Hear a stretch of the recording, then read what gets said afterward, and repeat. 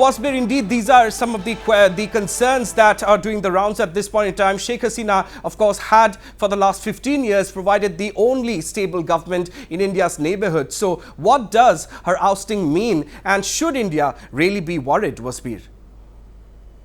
Well, yes, Ronak, the biggest question in everybody's mind as far as India-Bangladesh relations is concerned is what now?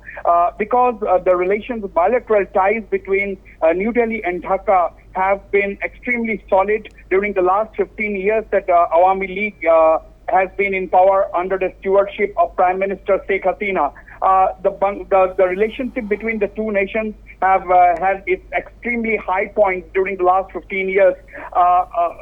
And during the last 10 years, of course, during Prime Minister Narendra Modi's tenure, Prime Minister Narendra Modi and Sheikh Hasina shared a very close rapport with each other. And therefore, India-Bangladesh relations had seen some of the best moments during the last 10 years and more. Now, in view of this crisis that has engulfed Bangladesh, leading to the ouster of Prime Minister Hasina earlier today, the big question now is what about India's relations with Bangladesh now in the new regime? Now everybody is talking about what will be the shape of the new government that is going to come up. Now, of course, it is an army-backed interim government that is in power in Bangladesh that is going to see through till the situation returns to normal and till a new government is either elected or installed. We have to wait and watch.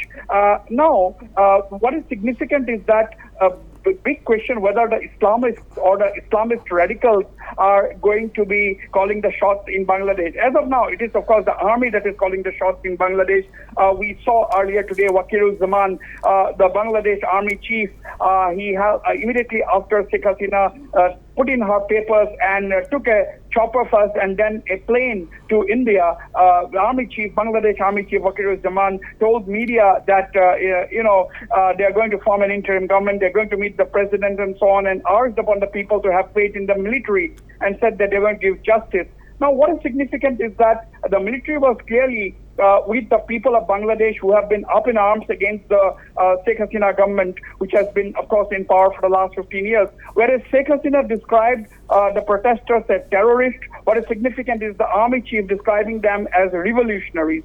So there is a sharp contrast in the way Sheikh Hasina looks at the protesters, describing them as terrorists, and the way the army chief described the protesters as revolutionaries. So that was a very clear on which side the army was. And right now, what we are concerned about is the post-Hasina phase in Bangladesh. Whether will it be the opposition that is going to come back to power? Will it be the Bangladesh Nationalist Party that was completely sidelined by Sheikh Hasina? Some of the Jamaat-e-Islamis, who was a component of the BNP earlier, before Sheikh Hasina came to power, once again in 2009, whether they are going to call the shots once again, whether the other opposition parties are going to rally around the BNP and from the government. Of course, earlier during the BNP regime, it was a fundamentalist Jamaat-e-Islami, and many of the Jamaat-e-Islami members were also given death sentence by the Sheikh Hasina regime. And that is the reason why Bangladesh are targeting the Awami League supporters and leaders already in Bangladesh and other parts of the country immediately after news that Sheikh Hasina had fled the country. Now, these are some of the concerns. And now, also concerned up to India are the fate of the minorities in Bangladesh, whether the minorities are going to be safe, whether there will be fresh influx into India. So BSF obviously is on a red alert along the border with Bangladesh, along the porous border with Bangladesh. And already BJP leaders like the West Bengal BJP president is predicting that there will be 1 crore Bangladeshi Hindu migration into India now that Sheikh Hasina is not there anymore at the helm of affairs in Dhaka.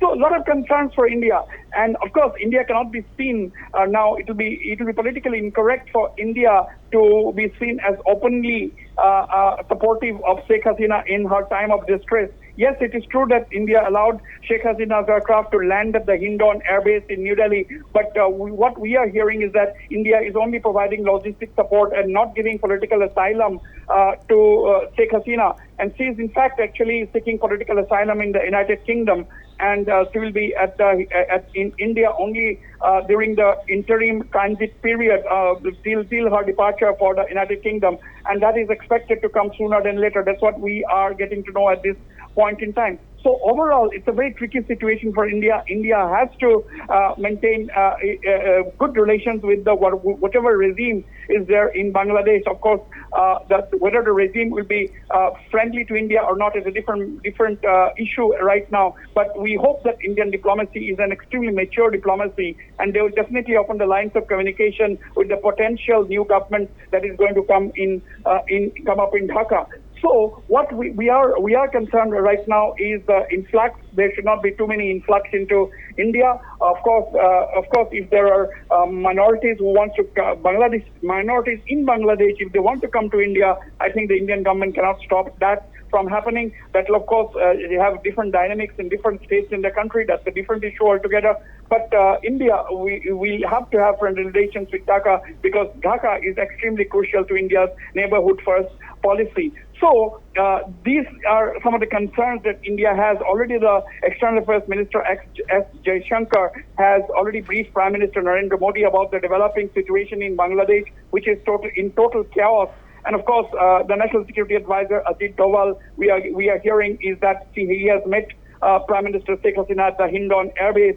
And of course, the opposition is also been kept in the loop by the government, with Rahul Gandhi meeting S. Jaishankar, the External Affairs Minister, in the Lok Sabha earlier today.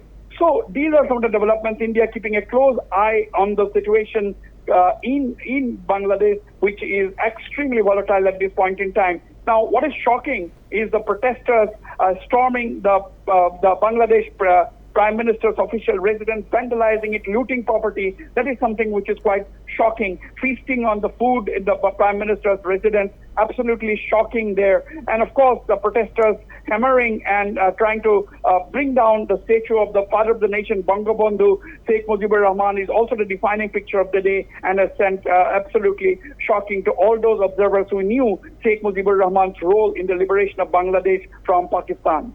Absolutely. Now, Wasbir, the Cabinet Committee on Security held a crucial meet at 7 Lok Kalyan Marg on the Bangladesh crisis. So, Prime Minister Modi himself monitoring the Bangladesh crisis. And this goes to show, it speaks volumes about how high the stakes are for India.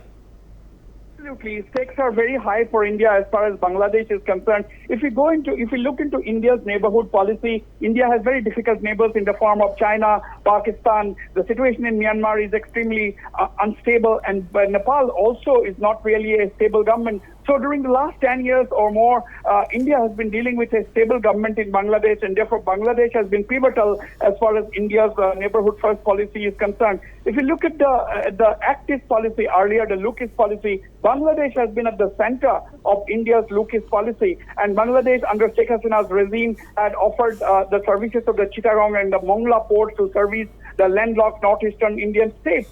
And the way in 2009 and 2010, the Bangladesh handed over in Northeast Indian rebels to India, that was also the turning point in the end of the Northeast insurgency. That was the beginning of the end of insurgency in northeastern India, except for the Ulfa Independent, which is now operating mostly from the Myanmar-China border. There are not many Indian rebels who are operating from Bangladesh. We can say Bangladesh is free from Northeast Indian rebels, and that was solely because Sheikh Hasina cooperated with India in handing over the Northeastern Indian rebels who are operating from Bangladesh territory. And Sheikh Hasina was a big player in the global war on terror.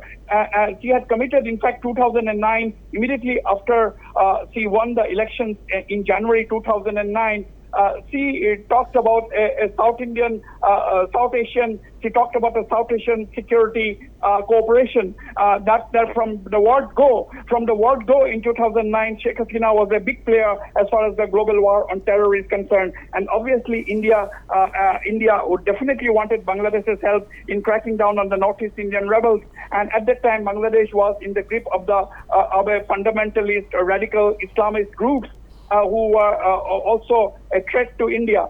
So during the last 15 years that Sheikh Hasina has been at the helm of affairs in Bangladesh, India was at least having confident about Bangladesh's support and help to India in times of need. But now that Sheikh Hasina is no longer at the helm of affairs in Bangladesh, there are a lot of concerns in India, and of course, one has to be confident for the simple reason that Indian diplomacy is mature diplomacy, and under Prime Minister Narendra Modi, India definitely must be having a plan B in mind, and will be definitely dealing with the new regime, whichever regime comes up in Dhaka.